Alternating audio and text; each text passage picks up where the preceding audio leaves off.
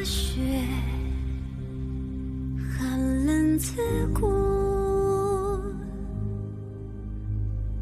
叹一口气，模糊了前路。月光知道我所有的企图，不过是在你心口写一页书，然后我就笑着哭，默默在心里筑一个湖，接受所有悲情的礼物，连遗憾也不敢辜负，然后我也不认输，慢慢拒绝这苍生的苦，走过寒冬像依旧如故，等春色再晕染归途。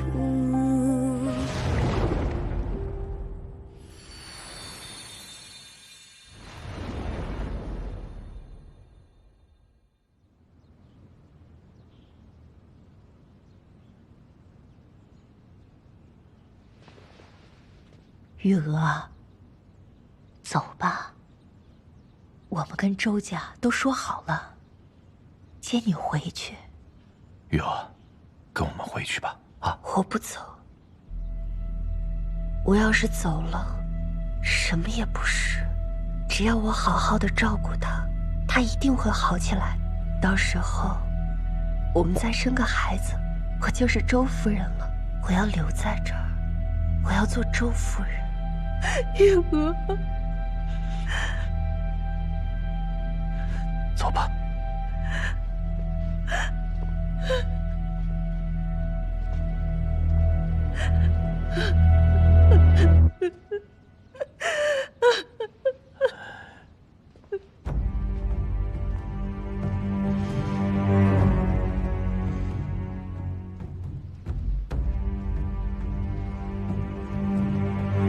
周郎啊，周郎，之前你那样打我，今后我哪儿也不去。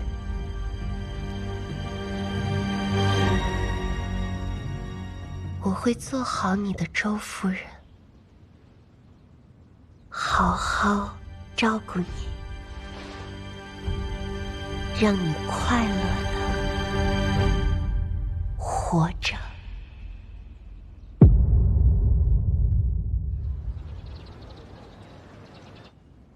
带了这么多礼来，亲家真是有心了。我们全家日夜翘首，期待着若瑶早日嫁过来呢。瑶儿还没梳妆好吗？莫非是难为情了？不急，不急的。瑶儿，拜见齐伯母。见过齐夫人。江三娘子。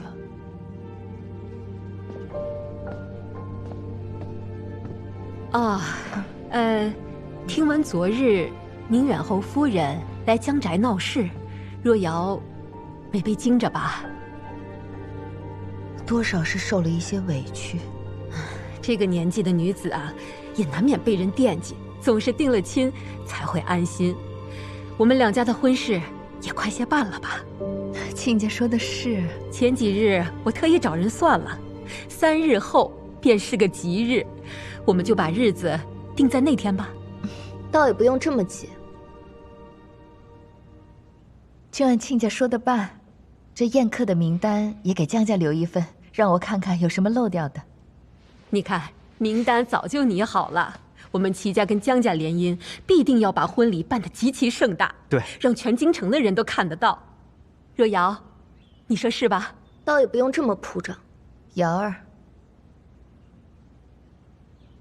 那就劳烦齐夫人快去送帖了。是是是，这里里外外张张罗罗的事情还多着呢。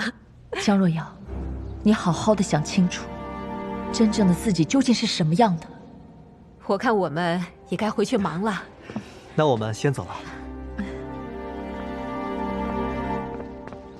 齐夫人且慢，这门婚事我不同意。你若不想定这门亲，你早说便是。为何人家齐家上门提亲来，你要当面驳人家面子？你母亲为你忙前忙后的操办这些事，你让她多难堪呢？母亲难堪，难道我就不难堪吗？你，如果当初母亲能听我一言，何至于此？婷婷，这是怪起我来了。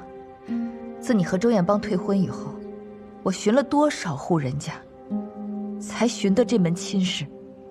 我看这个齐公子，不比周彦邦差。你怎么，你到底对他有何不满？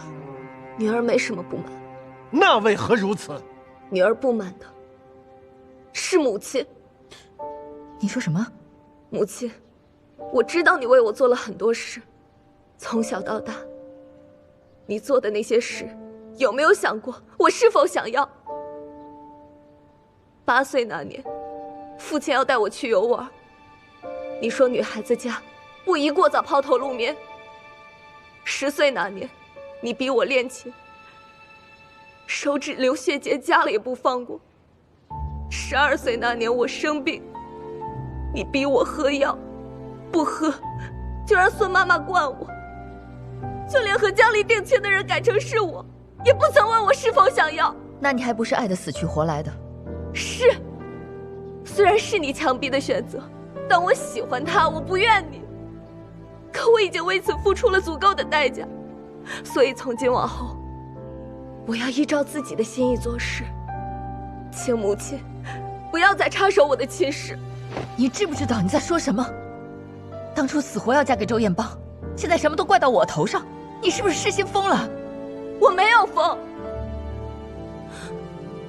我之前迷恋周彦邦，哪怕我察觉他并非忠贞善良之辈，我仍旧迷恋他。可是如今我明白了，我并非真的执迷不悟，而是贪恋一个能够逃离江家的机会。我要避开你，哪怕是利用自己的婚姻。母亲，我以前什么都不懂，现在我什么都懂了。我之所以变成这样，都是你逼的。你，夫君，你看看他。若瑶，你，哎呀，行了，又不是什么要命的大事。我年轻的时候也和他一样，我和老太公的婚姻，也是我推翻了父母为我们定下的婚约，自己选择的呀。后来不也好好的吗？一直以来，我以为三丫头最没主意，只能听你季淑然的，没想到这会儿也了悟了，挺好。不妨就听他一回，让他自己选选吧。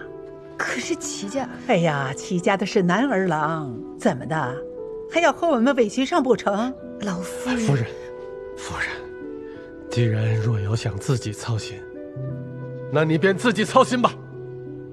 这样，你也得了份清静，那就依了他吧。来，坐，坐啊，坐。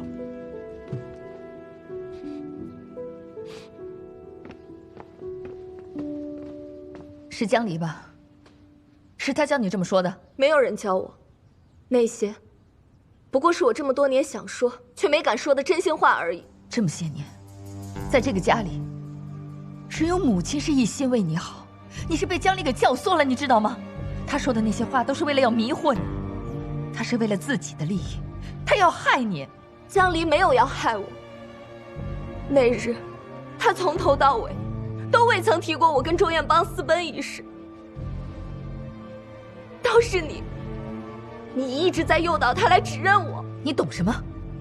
他若是敢咬你，那就坐实了他往你身上泼脏水，他自己也没有那么容易脱身。那我呢？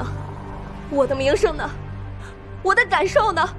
你一心只想毁掉江离，那你考虑过我吗？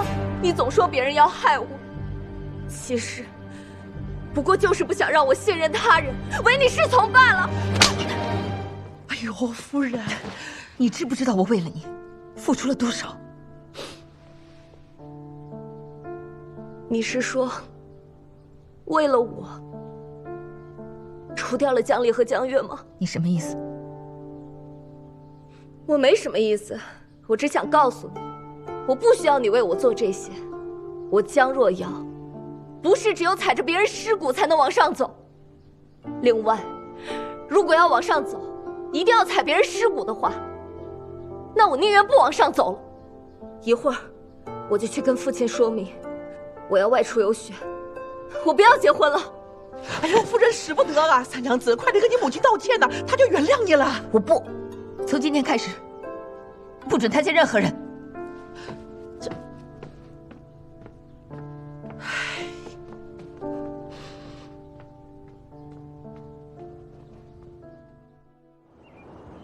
还在为若瑶的事情烦心吗？齐家的婚事谈不拢也罢了，也不是什么好人家。回头啊，我跟圣上再为若瑶寻一门好婚事便是了。不是婚事，是若瑶，她已经被江离所蛊惑，完全变了一个人，我已经管不了她了。这江离竟然敢对若瑶下手，再这样下去，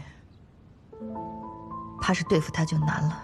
这次必须除掉她。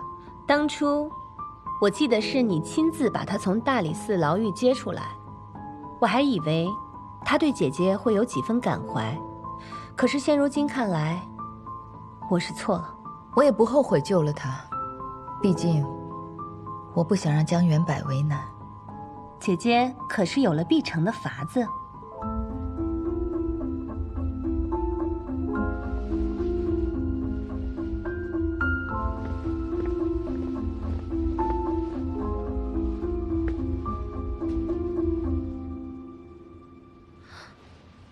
你怎么跟长公主扯到一起了？他凭什么找你？你千万别被他利用了。敌人的敌人就是朋友，他比我更希望江离死。看来姐姐心意已决。妹妹请放心，我这一次一定斩草除根。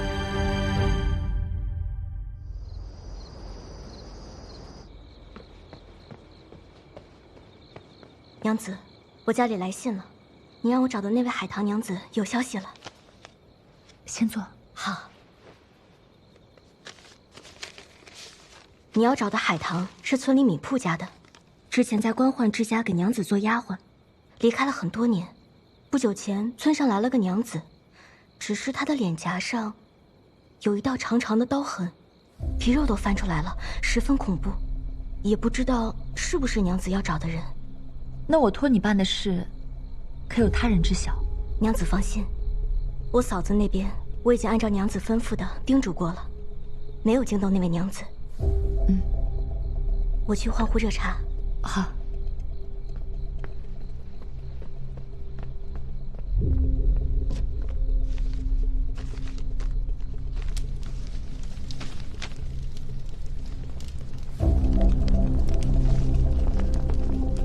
娘子，海棠，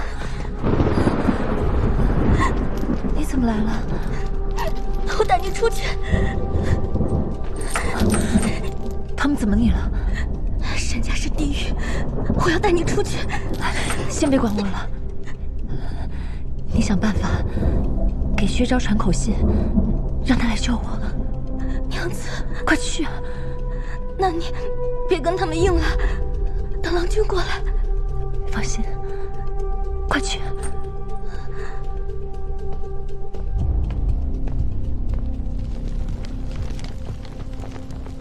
只是他的脸颊上有一道长长的刀痕，不知道他遭遇了什么。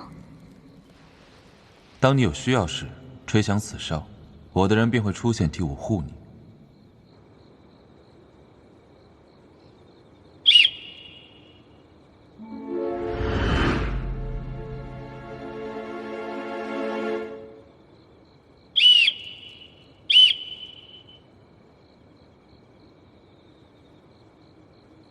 看来没什么用嘛。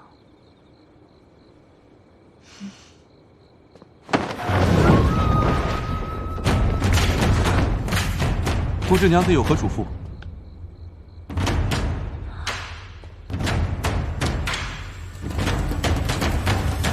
哎，来，往这边放地上，然后这边放一盘，这边放一盘，听懂了吗？你不是那个花匠吗？你叫什么名字？在下赵柯。赵柯，你来江宅多久了？既然你的主子已经告诉了我你的存在，他定会料到我会问你这个问题。你只管说，我保证他不会因此责罚你。7年前来的。7年？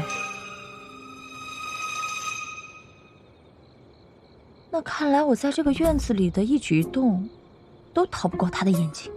娘子，可有嘱托？我想让你去帮我探一探，季舒然他都去了哪儿，见了谁？是。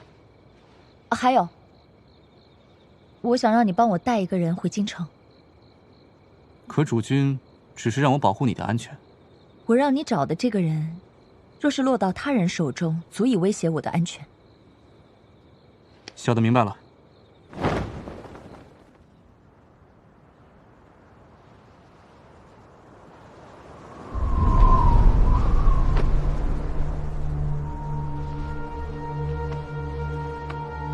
你是想说，为了我除掉江月和江离吗？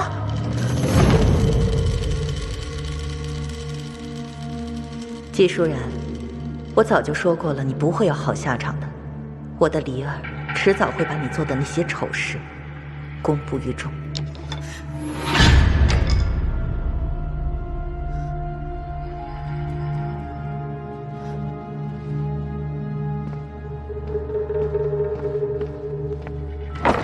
我可以帮你除掉江离，就看你愿不愿意了。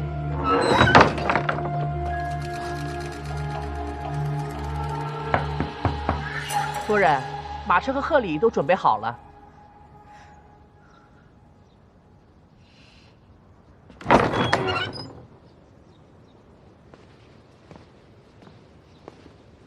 夫人，若是为难，也不必勉强。有些事，既然选择了，就要走到底。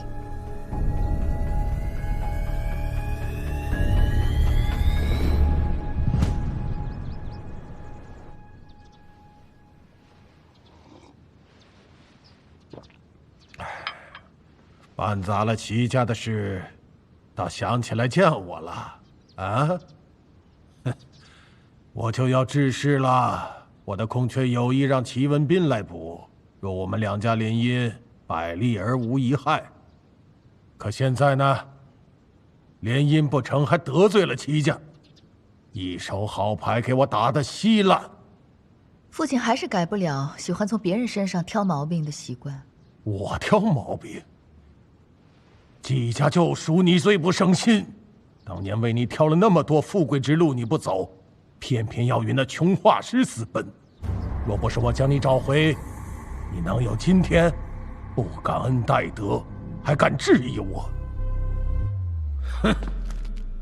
再敢接近我女儿，我就让你死无葬身之地。都是我的错，你饶了他吧。记住他的下场。今后，你若再敢违抗我的命令，你爱一个，我毁一个。若不这样，你还能成现在的相国夫人？父亲难道忘记我是怎么成为相国夫人的吗？当年，你可是要把我卖给一个憨傻公子。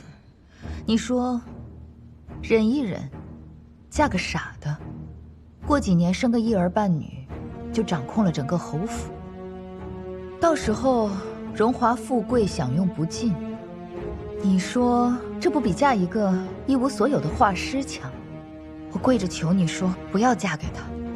你说除非找到一个门第比他好的，否则就让我嫁过去。你不是找到更好的了吗？舒然，辛苦你了。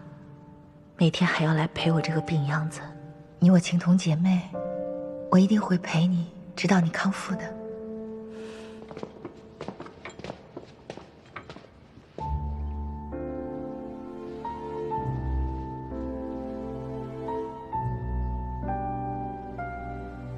我先走了，明天再来看你。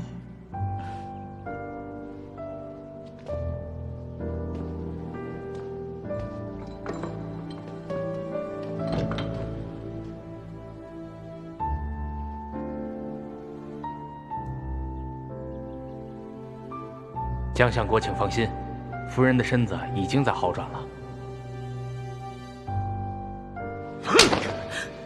你不同意我给你安排的婚事，又嫁不到江家，你还能干啥？趁着如今已经好转，这又岂是我能预料的？病情本就是反反复复，倘若使些手段让他的病情恶化，你不就可以嫁进江家了吗？那怎么行？现在你就2个选择，要么去嫁给那憨傻公子，要么使点手段，成为江元柏的正妻。我想你应该知道怎么选。是你一步一步把我变成今天这个样子，我是应该要感谢你啊，父亲，让我继承了你的恶毒，让我遇事总想害人，最终让我四面受敌。你的问题啊，恰恰是不够恶毒，不够狠。原以为你弄死江元柏的原配，算你有点长进了。结果后来让你弄死那姨娘，你说没所谓；让你弄死江离，你说掀不起风浪。如今他们都开始祸害你了，你可舒坦了。你说的对，我是不够恶毒，所以我现在想明白了，我就应该更恶毒一些。凭什么所有的后果都要我来承受？你什么意思？爹，这茶喝着不觉得困吗？父亲，上好的茶，你品品。你想干什么？柳文才回来了，回来帮爹教我心狠了。什么？他说，他可以帮我除掉江离，但是他要我先帮他把他的仇报了。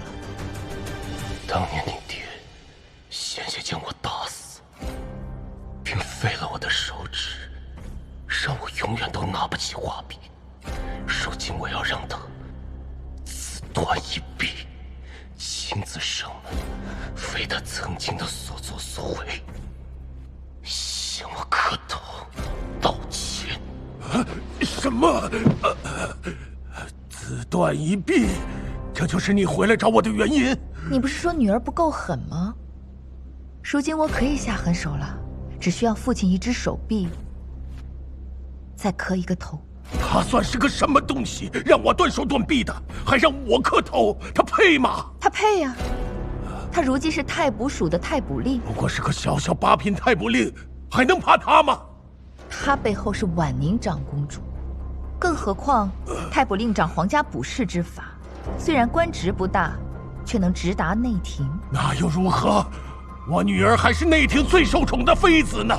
原来你活到现在，全都靠着你2个女儿啊！你还敢嫌我们不够狠？今天我就狠给父亲看。我先断了你的手臂，再拖着你到他柳文才的门口去。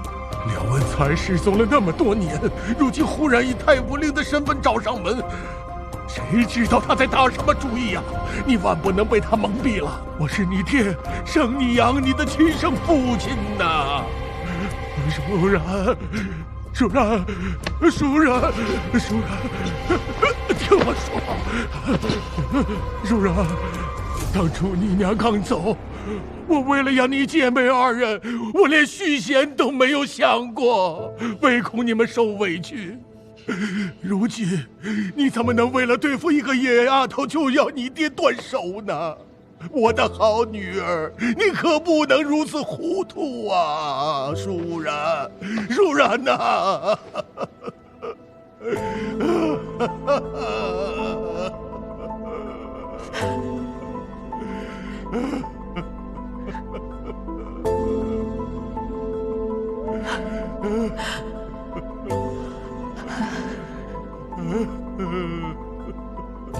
看来我又要让爹失望了。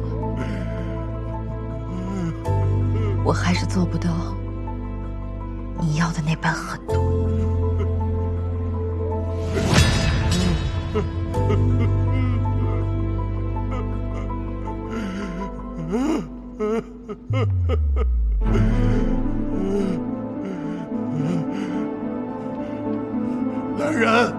来人呐！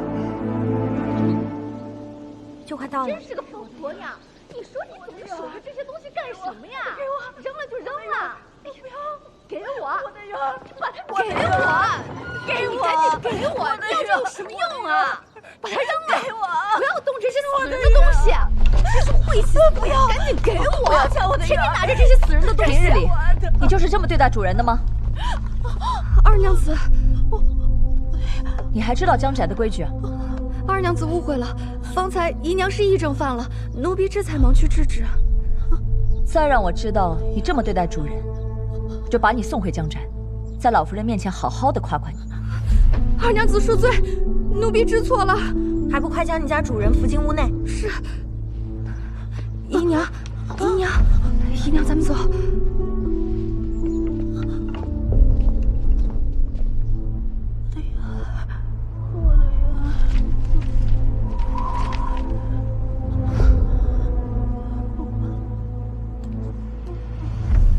祖上的福地，让你糟蹋成这样，宅里的月钱都按时送过来了。这大冬天的，炭火也不起，这窗户纸破了也不糊，我该问你要个账来看看。有的，只是姨娘觉得并不冷，这才没用得上炭火。我给胡姨娘带了些补品，童儿，你让她学学如何伺候主人。是。走吧。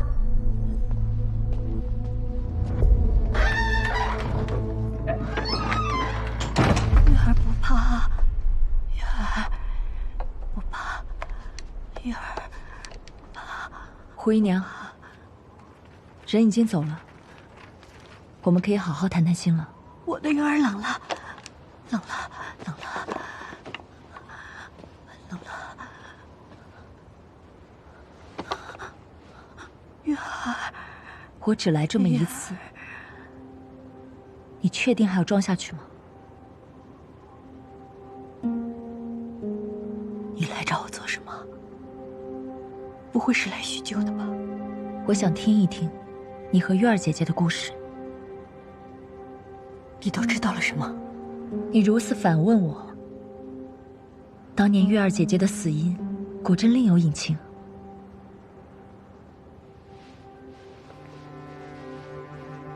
二娘子若是来跟我说这些，无话可说。我此番前来无意打扰，曾经胡姨娘和我娘好过一场。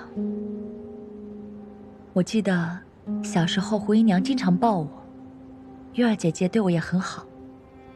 正因如此，我离开江家这么多年，许多事都不记得了，但我见到胡姨娘还甚是亲切。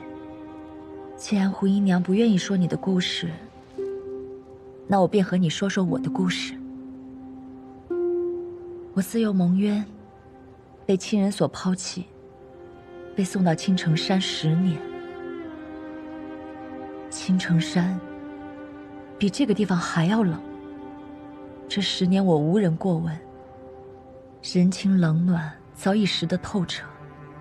我看不到一丝希望，但我不想认命。如果这是天命，我非要逆天而行，因为错不在我，所以我不低头。凭什么那些作恶之人，他们可以高高在上，而受害之人却要低眉顺眼，谢一个不杀之恩？所以，我要从山上下来，回到京城，站在世人面前。胡姨娘，你假装议政活了下来，可你日日受着锥心之痛，从女儿的死中出不来。如今你活着和死又有什么区别？说你和我一样有冤屈，我希望你站出来，我会帮你，我也有能力帮你。我的话说完了，就不多打扰了。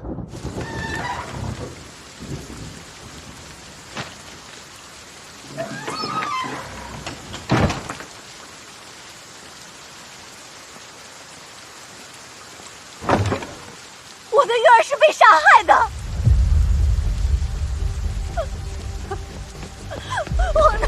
我的玉儿是被杀害的，二娘子，玉儿是被人杀害的，她是被人杀害的。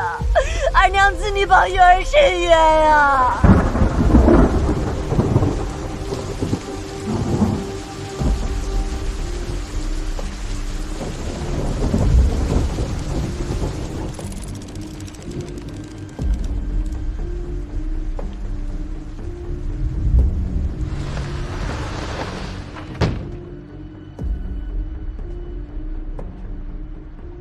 等了你那么久，怎么还是一个人来？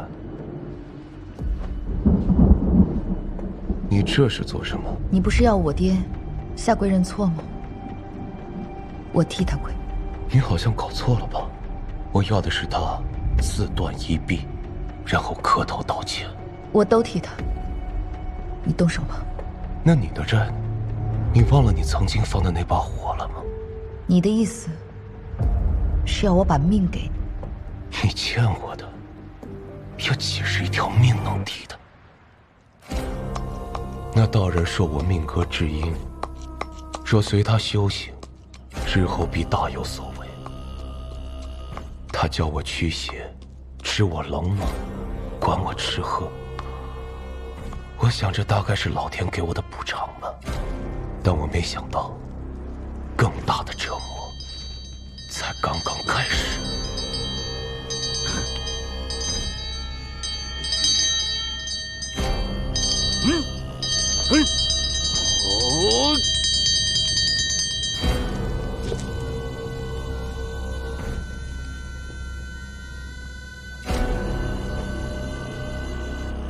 这也是修行的一部分，忍不了，你可以滚。经历过焚烧之痛，这点疼又算得了什么？他说别人驱邪，只是从人身上赶走恶鬼邪灵，而他驱邪，是把邪祟转移到浴火重生过的我身上，彻底消灭。我越是鲜血淋淋，血肉模糊，达官贵人们就越信我们。毕竟没有人能自残到我这样的程度。王公贵族们为此愿意付更多的钱。他们口口相传，我们在京城中逐渐有了声望，甚至因此见到了长公主。我就喜欢你们这种豁得出去的。派捕署有一个空缺，走我的门道能补上去一个。你们商量一下，我更喜欢心狠手辣的那一个。你不是早就想死吗？那我就送你上路。以后我每日都会为你祈福的。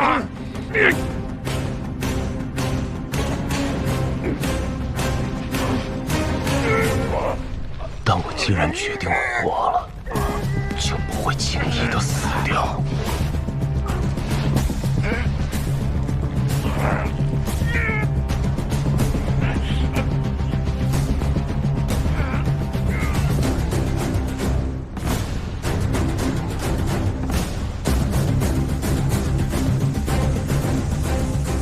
在长公主的扶持下，我成为了太仆爷。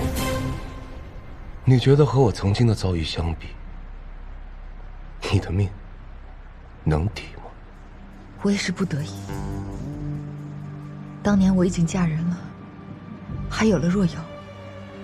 你的事被我爹发现后，我求了他，他才让我去见你最后一面。过往之事，无需再提。先让我想想，如何让你还些利息。你知道我为何想要除掉江离吗？我并不想知道。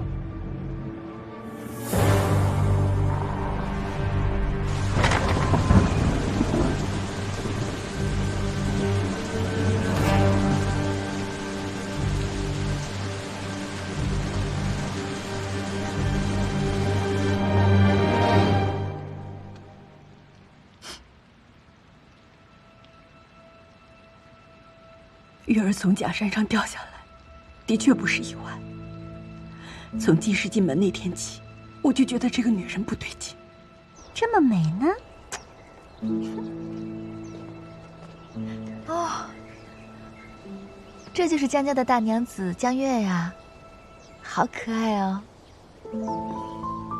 她虽然看上去温婉大方，对月儿也很好，可我就是觉得她不像看上去那么简单。我想着让月儿离她远一些，可没想到还是出事了。姐姐给我玩一会儿，我就不给，我就不给，我就不给你。姐姐给我玩一会儿，我就不给你玩。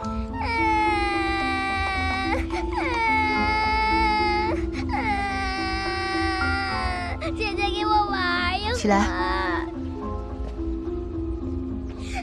哭什么哭？要就自己去抢啊！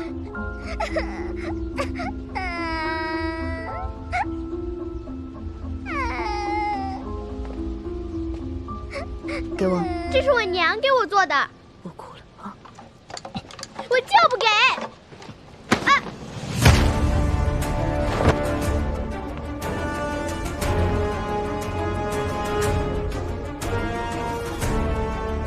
季淑然让孙妈妈带着月儿去假山上，做出月儿从假山上不慎跌倒，才丢了性命的假象，想装作与她没有任何关联的样子。我的月儿就这么死在了季淑然的手里。你当时不在现场，你是如何得知的？我以前的丫鬟叫鲍琴，那日正是她跟着月儿。她去厨房拿甜羹给孩子们吃，回来时恰好听到季淑然吩咐孙妈妈做事，便立刻跑回来告诉了我。那鲍琴现在人呢？做了替罪羊。月儿死后，季淑然说她伺候不周，便把她赶出了江家，从此再也没有了踪迹。你当时已知晓此事，为何不指证季淑然？指证？二娘子，你回到江家这么久，怎么还会问出我这样的话？这江家是个什么地方？你应该比我更清楚啊。就如同你当时被送去真女堂时，你没变过吗？没指证过季淑然吗？有人会相信你说的话吗？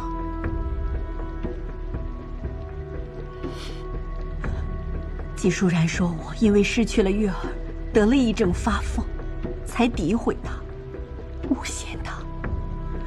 她倒是好，摘得干干净净，还落得一个怜若惜剑的贤惠名声。倒是我，成了那个不识好歹的人。若不是老夫人顾及主仆之情为我说话，估计我早就被送去真女堂了。后来我便顺从了季淑然，假装得了癔症。江家留不得我这个疯子，就把我送到这里，我这才躲过了一劫。整个江家却没有一个人怀疑她是季家的娘子。如今的正房夫人，温柔大方，贤良淑德，谁会相信她会对一个并不妨碍她的庶出娘子下杀手？就算有人觉得蹊跷，当时的季家蒸蒸日上，还有一个得宠的丽妃撑腰，哪会有人为了一个死去的人去得罪季家？二娘子，你也身在江家，人情利益，你当比我更看得清楚。恶有恶报，我一定会让月儿沉冤昭雪。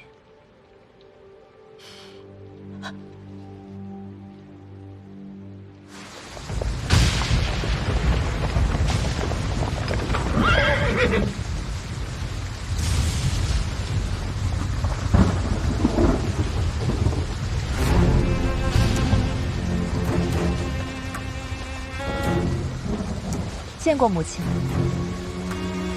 这么大雨还出门办事，想必办的是大事。母亲办的事，想必也要紧得很。我能有什么要紧事？还不都是为了你们这些孩子的事？让母亲费心了。母亲，你有空也得关心关心自己的事才好。做母亲的，自然是以孩子的事为优先。蝶儿，快进去吧，别被这风雨冻着了。母亲，请。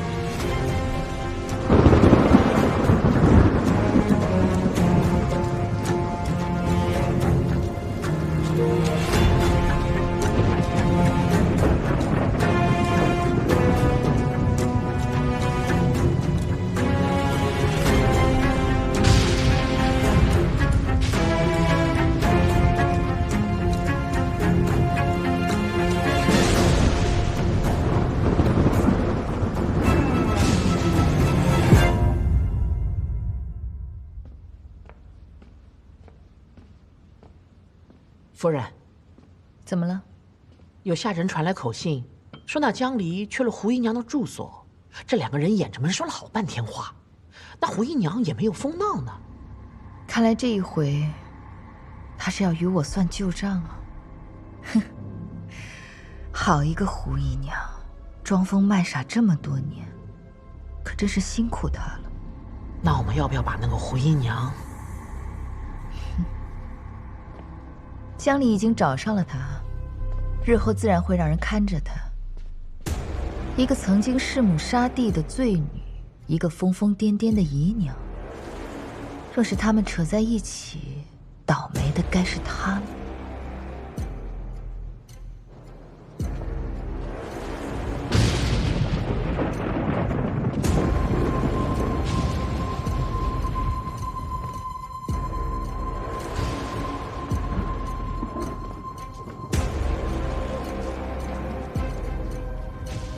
三娘子，该起来吃饭了。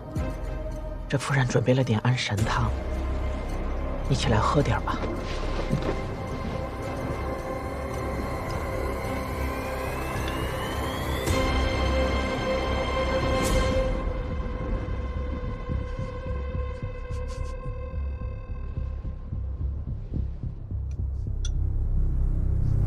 孙妈妈，你……三娘子，这一切都是为了你好啊！等你醒来以后，这一切都会好起来的啊！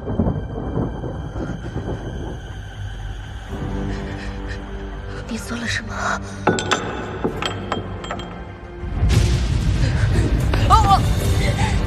你对我做了什么？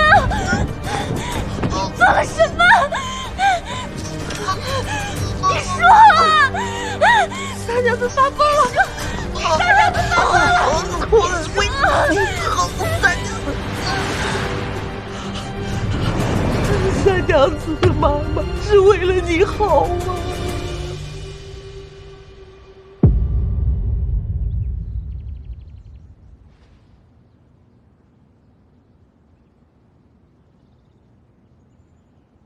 大夫怎么说？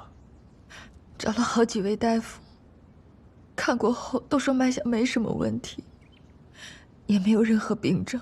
至于好好的人为什么会变成这副光景，他们也说不清楚。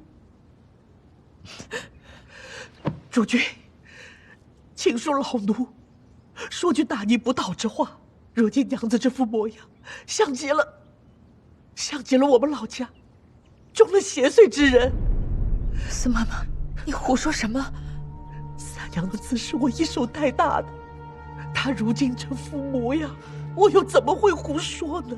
虽然这是我自己糊涂的想法，但从古至今，这不明不白死在这上头的人不少。主君，我们还是找人给三娘子看看吧。可是这京城一时半会儿，哪里去找这种能人异士？怪力乱神，休要胡说。若瑶现在无其他不是，莫要沾染那些装神弄鬼来惹人闲话。那我瑶儿怎么办？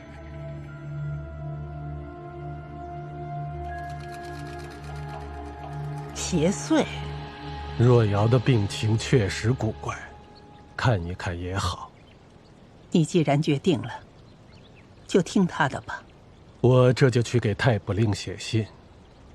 母亲，你要多注意身体。这几日还是莫要外出为好。放心吧。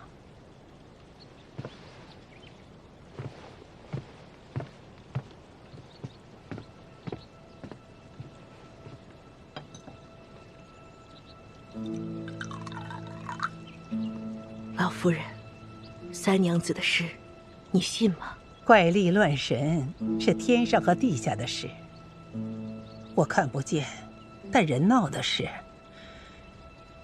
终究会看明白的。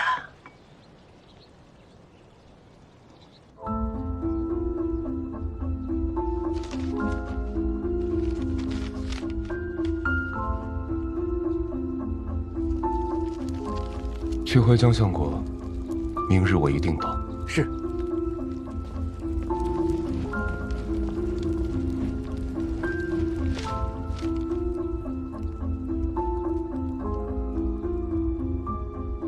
有鬼！是什么？啊，小李，有鬼！有鬼！有鬼！有鬼！怎么了？哪有鬼？你不知道，出大事儿了！江若瑶撞邪了，而且请了太卜令，准备来驱邪呢。太卜令，这个太卜令可邪门了。哎，最是无情帝王家，这话说的没错呀。最近朝堂出什么事儿了？前段时间呐，后宫不断死人啊，这今天死个宫女，明天又死个内官的，这宫里就传得沸沸扬扬的，就说这宫中出了邪祟，然后呢，就在请太卜署来驱邪。太卜令就说，这邪祟在一个妃子身上，那圣上倒是也没留情，当天就赐了酒。传闻中那个可怜的妃子，连给自己辩解的机会都没有，就被……你说现在这个太卜令来咱们江家，能抓到邪祟吗？来都来了，他们自然不肯空手而归。他们？你还真觉得江若瑶是撞邪了？哦，我明白了。那照你这么说的话，那季舒然也太狠了吧，拿自己女儿开刀啊！这整个江家除了你是邪祟，那还能有谁啊？我这一次还就要当定了这个邪祟。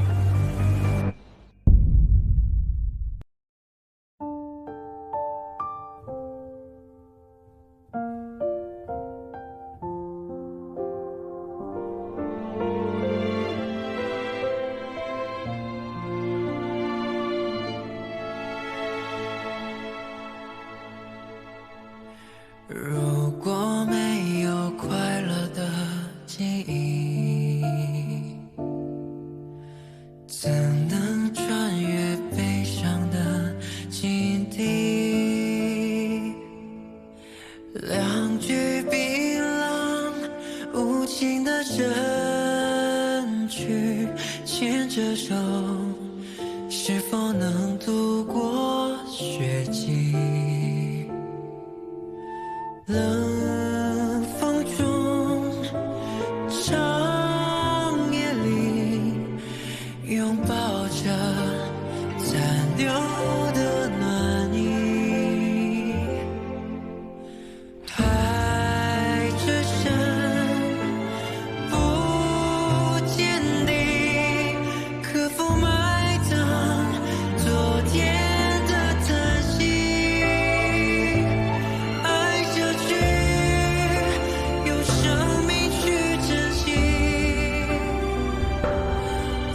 下去，哪怕一线生机，无论悲伤或欢喜，我都相信你，宁愿困在世界的两极，活下去，耗尽所有勇气。爱下去，直到你呼吸，穿越半生的孤寂，只为遇到你。颠沛之后，就不再远离。颠沛之后，就不再。